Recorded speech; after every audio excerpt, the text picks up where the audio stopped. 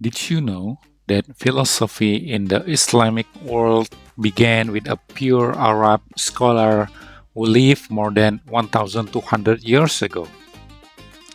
His name was Abu Yusuf Yaqub Al-Kindi.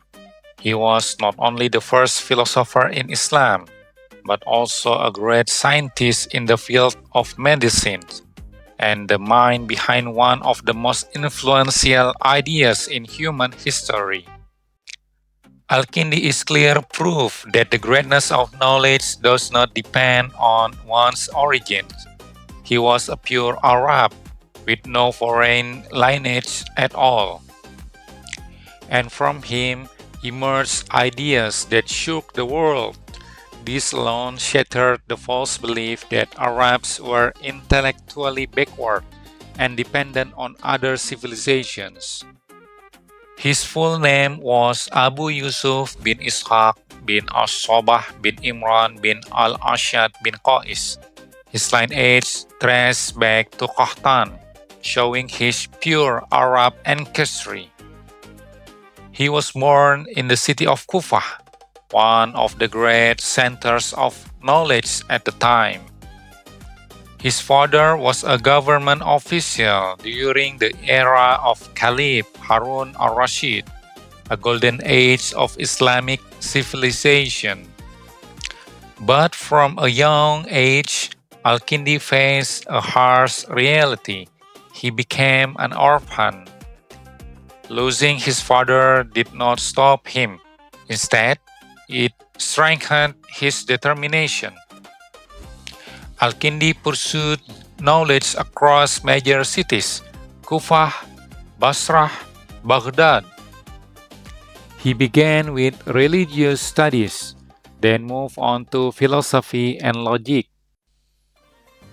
And he didn't stop there. He mastered mathematics, music, astronomy, physics, chemistry, geography, medicine, and even mechanical engineering. An extraordinary achievement, even by modern scientific standards. Al-Kindi's brilliance was recognized by many scholars of his time. He was known as a philosopher, a physician, and an engineer. One of Al-Kindi's greatest strengths was his mastery of language. He was fluent in Greek, Syriac. Some sources even say he knew other languages as well. This ability opened great doors for him. He was trusted by Caliph Al-Ma'mun to translate important works from outside the Islamic world. From this point on, Al-Kindi became a bridge between Greek knowledge and Islamic civilizations. He was known as Al-Kindi because he belonged to the Arab tribe of Kindah. He was also nicknamed as the Arab Philosopher because he was the first Muslim philosopher and the only one whose Arab origin was never questioned. Interestingly, in Western literature, his name was once altered to Al-Candius, but today the world recognizes him once again by his true name, Al-Kindi. Al-Kindi was not just an ordinary scholar. He lived during a time when the Islamic world was experiencing a massive movement of knowledge translation from Greek, Persian, to Indian sources. Knowledge was being collected, translated, and expanded, and Al-Kindi stood right at the center of it all. He was not just a translator, he was a pioneer of knowledge. With more than 200 to 230 works, he became one of the most productive scholars in history. Without figures like Al-Kindi, Islamic civilization might never have reached its golden peak. In astronomy, Al-Kindi studied the sky with a scientific approach. He observed the positions of stars, the movement of planets, and their relationship with Earth. He even explained the phenomenon of ocean tides, closely linked to the position of the moon. What is remarkable, his ideas were not just theories. A Dutch Orientalist, De Boer, believed that Al-Kindi's hypotheses were likely based on real experiments. In natural science, Al-Kindi showed incredibly advanced thinking. He explained that the blue color of the sky is not the sky's true color. Instead, it is the result of light scattering caused by particles in the air, an explanation that closely matched modern scientific understanding. Al-Kindi was also an engineer. He studied mechanics, what we now call mechanical engineering. Not just theory, he was involved in real-world projects. One of them was a canal excavation project connecting the Tigris and Euphrates rivers. This proves that he was not just a thinker, but a builder of civilization. In chemistry, Al-Kindi made vast contributions. He studied perfume production, distillation process, glass and color manufacturing, and metal processing techniques. He even described in detail how to create perfumes such as rose, jasmine, and musk oil. He also understood key processes like filtration and distillation, which form the foundation of modern chemistry. Al-Kindi also studied metals. He explained how to mix iron and steel with specific carbon levels to produce strong and sharp swords. Interestingly, this method is still used today in the principles of modern steelmaking. For Al-Kindi, mathematics was the key to all knowledge. He believed that mathematics trains the mind to think logically and systematically. He wrote 43 books on mathematics, 11 on arithmetics, 32 on geometry. For him, without mathematics, philosophy cannot stand firm. Not only science, Al-Kindi also wrote about music. He explored musical instruments, tones and melodies, and the relationship between music and poetry.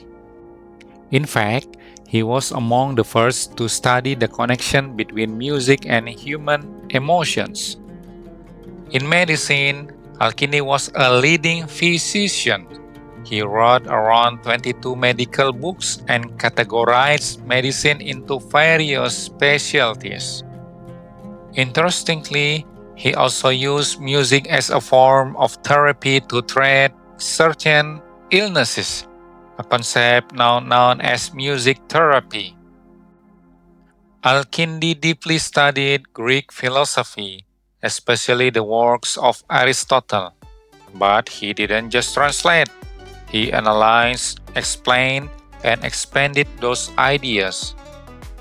More than that, Al-Kindi sought to unify philosophy and Islamic teachings. He rejected ideas that contradicted faith and worked to create harmony between reason and revelations. Even though many of his works were lost, Al-Kindi's ideas continue to live on. He was among the first scientists to use the experimental method to understand scientific truth. His approach was not just theory, but real proof. Al-Kindi understood one crucial idea, that mathematics is the foundation of correct thinking.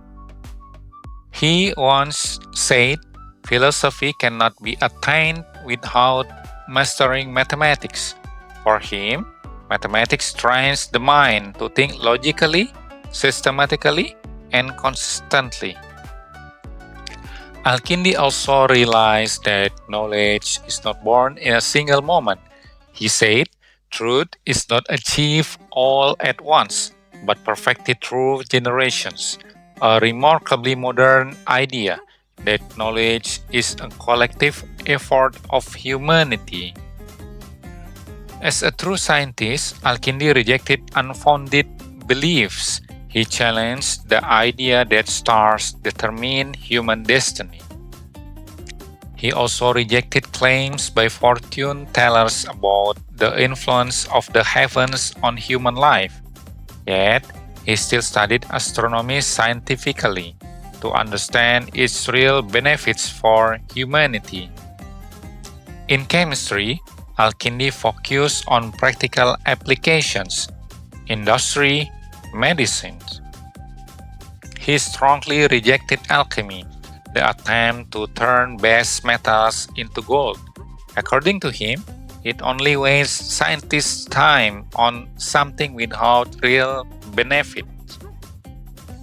Al-Kindi's greatness was not only recognized in the Islamic world, but also by Western scholars.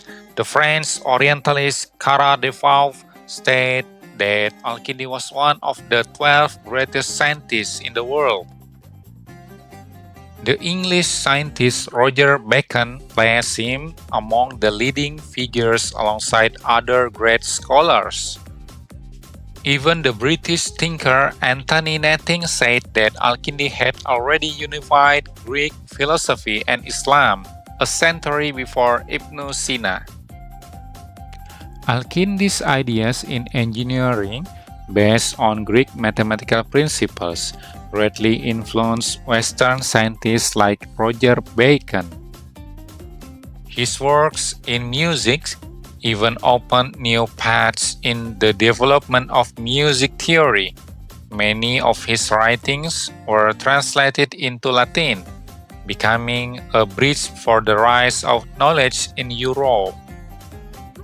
If this story inspired you, don't let it stop here. Hit like and comment, share this video, and subscribe for more stories from the Islamic Golden Age that changed the world.